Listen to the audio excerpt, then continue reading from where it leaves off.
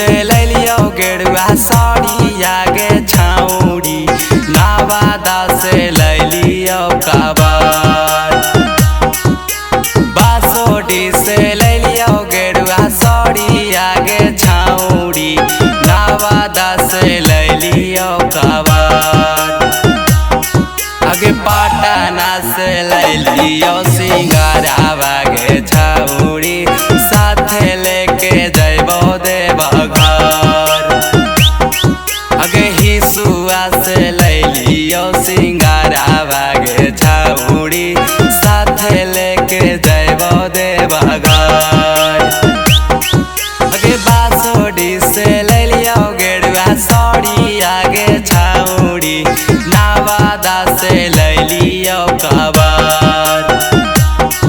आगे कोडरमा से लैलियो कावरी आगे छाउड़ी, साथे लेके जइबो देवघर। आगे गिरिडीह से लैलियो कावरी आगे छाउड़ी, साथे लेके जइबो देवघर। नवादा से लैबो सूट सलवारवा, गया से लैबो कावरवा गे। नवादा से लैबो सूट सलवारवा, गया से लैबो कावरवा गे। जलवा ढारे तोरो ले जाइबो साथे देवा घरवा गे। जलवा ढारे तोरो ले जाइबो साथे देवा घरवा गे।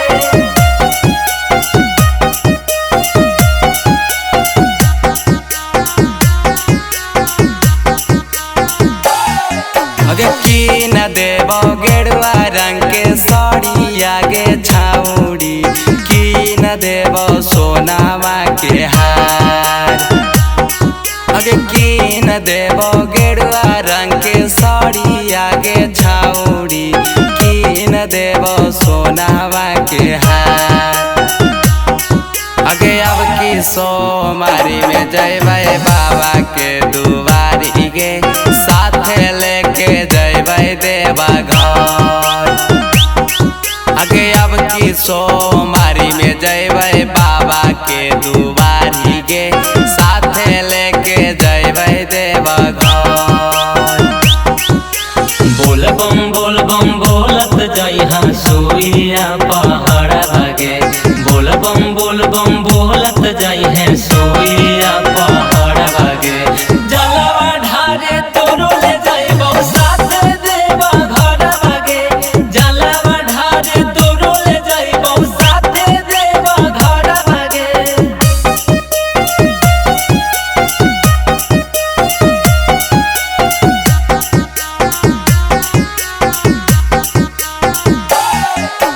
सुल्तानगंज से जाल लेके जाइबो पैदल गे, चढ़ी जइबो सुइया पहाड़।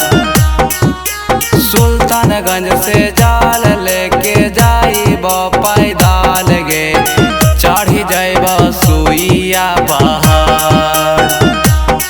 आगे बासोडी से किनबो गेरुआ साड़ी आगे छाउड़ी, साथे लेके जइबो देवघर।